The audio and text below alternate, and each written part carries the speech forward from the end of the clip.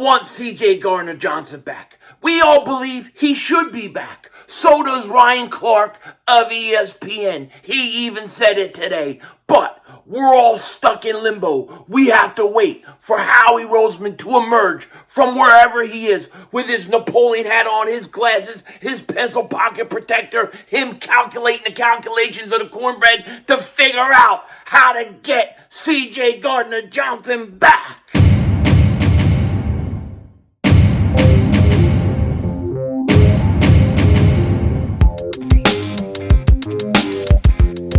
Dallas still stinks.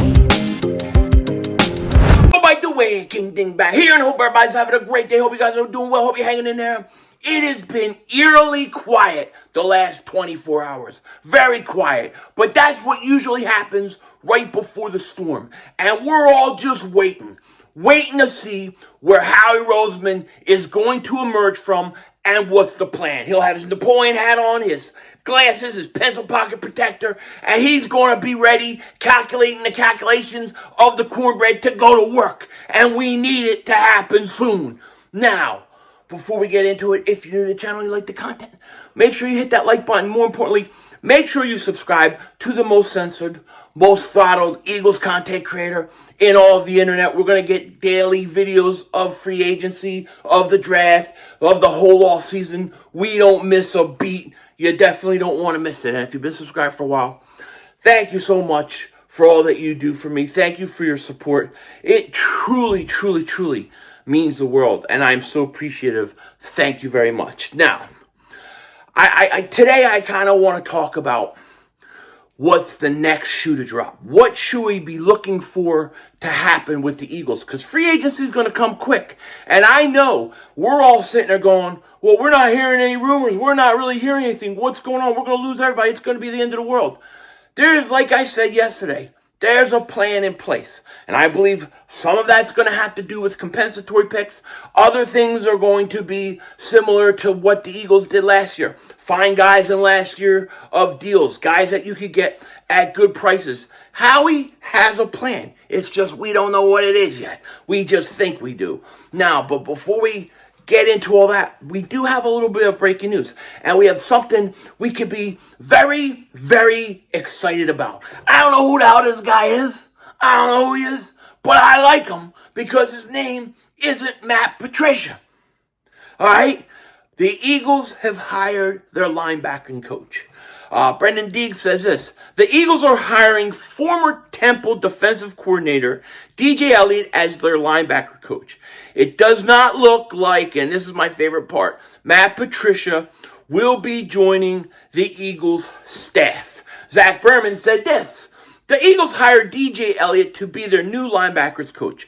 Elliott, 46, a year younger than me, had been Temple's defensive coordinator. He also been the DC at Kansas, Colorado, and Kentucky. He coached defensive ends at Florida State and worked at Tulsa, Texas State, Miami, Houston, and Wyoming. Now, he has never coached in the NFL, but he's going to get his chance now. And I got to tell you, I'm okay with it because his name isn't Matt Patricia. I've been trying to figure out, how are you going to have Matt Patricia come here with Darius Slay here when, you know, he's not too fond of Matt Patricia. So it was going to be interesting. I don't think Matt Patricia's coming now. I never really thought he was going to anyways, but we had to talk about it. So the Eagles have a linebacking coach, and the question is what is the next shoe to drop? What is going to happen next with the Eagles? I personally, before free agency starts, and this won't be the first and the next thing to happen, but I want CJ Gardner-Johnson back. And I know that the Eagles didn't franchise tag him, and maybe I didn't make this clear in my video yesterday. I want him back. I think you need him back. He's 25 years old, safety, a guy that can play safety, can play slot corner. He's a versatile player. I mean, aren't these young guys what you're supposed to look for? Think about this. I don't think the Eagles ever thought that CJ Gardner-Johnson, when they traded for him, would come in and be as good as he is, where he was going to get such high high money or such a high contract that they weren't going to be able to afford him. I don't think the Eagles ever thought that would happen in a million years. I don't even think they thought that was going to be a problem with Javon Hargrave. However, those guys had career years. What are you going to do? It is what it is. But I think CJ Gardner-Johnson needs to come back. And we still hear that the Eagles would like to bring him back, but we haven't heard that there's any negotiations going on or anything like that. People were saying, where's CJ Gardner-Johnson going to end up? We haven't heard of any teams that are interested in him. Now, today, last night, we started hearing that the Browns are going to pursue him and Hargrave. So it's going to be interesting to see what happens. But I think C.J. Gardner-Johnson needs to come back. And Ryan Clark on ESPN said the same thing. I'm going to put the link to the clip on Twitter where he talked about C.J. Gardner-Johnson being as important on defense for the Eagles as Jalen Hurts is on offense. Now, I might not go quite as far, but I think that C.J. Gardner-Johnson is a huge piece, and my hope is that the Eagles will still be able to get him back. But that won't be the next move that I see happening. What I think has to happen next, and I think once this happens, we'll know the Eagles are getting ready to do things. One, it could be that they sign Brandon Graham real quick, because I don't think that's going to cost them a lot of money. But it could, and it should be, the next shoe to drop should be, we need to hear that they have restructured Darius Slay's contract. We need to hear Darius Slay, Lane Johnson, whoever else they can get out there. And so this way you can free up what? I think they said it was about $30 million. I've heard estimates between $22 and $30 million. So they can free up money by restructuring Darius Slay's contract. Now, I've had a few people say, do you think we should trade Darius Slay, Philly? Do you think that they're going to trade him? I don't see how you can trade Darius Slay at this point. If you trade him before June 1st, it's going to cost you, let me see, I have it up here. I have it here. I had it all set up for you. And then I clicked off of it like a moron. All right, so if you tried to trade Darius Slay, because people asked me about this, you tried to trade him, it would cost you $22.4 million, damn it, I can't do math right now, in dead money. So $22.4 million in dead money to only save yourself $3.7 million. So if you were to trade him, you'd only save $3.7. Now, if you wait till after June 1st to trade him, then you would be saving yourselves $17.5 million. You would actually have 8.6 in dead money and about $17.5 million in savings. So I guess theoretically they can trade him for June 1st. They can even put a June 1st designation, but the money won't be freed up until June 1st. So I don't know how much that's going to help you. I don't think that's what's going to happen with Darius Slay. The most likely scenario is the Eagles are going to restructure. Now, it depends on where you go. I'm on Over the Cap here, but Over the Cap has it being a $12.2 million in savings if the Eagles were to restructure. And then if you restructure Lane Johnson, I think that's like another $10 million. So the restructuring game is the next shoe that has to drop for the Eagles. Once that drops, and if it drops, let's say by tomorrow or Saturday, we hear the Eagles restructured these contracts and freed up some money, then I think we still got a shot at C.J. Gardner-Johnson. I really do.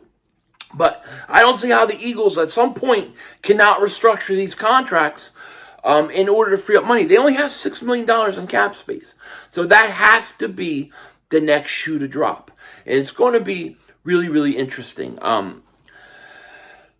The one thing we know with Howie and the Eagles is he's very good at manipulating the money. He's very good at changing things around, restructuring, redoing people's contracts, giving other people extensions to push money down the road.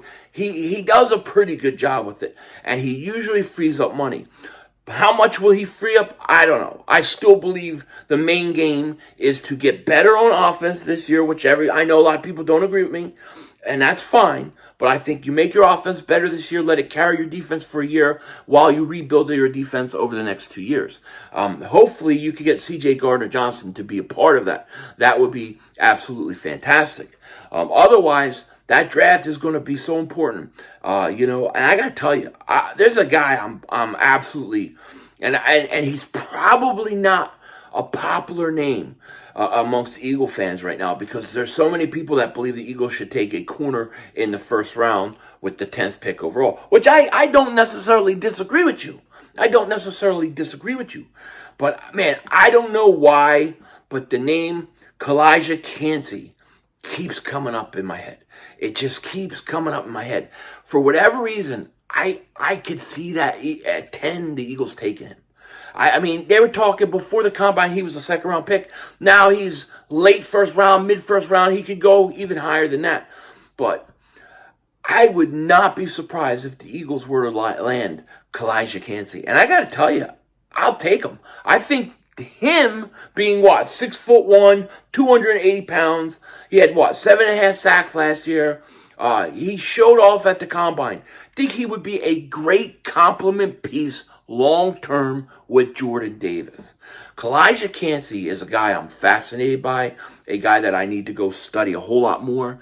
But the tapes that I have watched, and the games I have watched so far, I really like this kid a lot. I really, really like him. And it just seems like the total Philadelphia Eagles pick. And I'm all right with it. Now, if they want to go corner, I'm all right with it. I told you what I'm doing I'm trading my second first to get up to get Bijan Robinson. That's my plan. So if we came out of the first round with Calijah Kancey and Bijan Robinson, I'm good. That's just how I like it. But it's going to be interesting. I'm waiting to hear the restructuring of contracts taking place, so I know Howie is freeing cap space for free agency, and maybe we'll still keep CJ Gardner-Johnson. With that said, take care. Talk to you later, of course. Don't be a dingbat. Remember, it's Howie Vision. We're all just living in it. You trust him. You got to trust him. I trust him. You trust him. I trust him. I'm trying.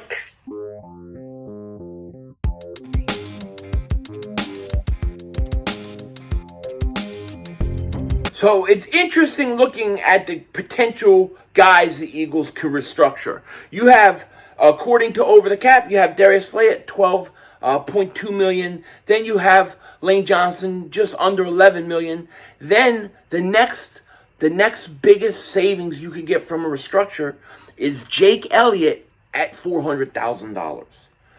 That's it, $400,000. So it goes Darius Slay at 12, Lane at 11, Jake Elliott at $400,000. They got to do something with Slay's contract and Lane Johnson. No doubt about it. Denzel Washington out.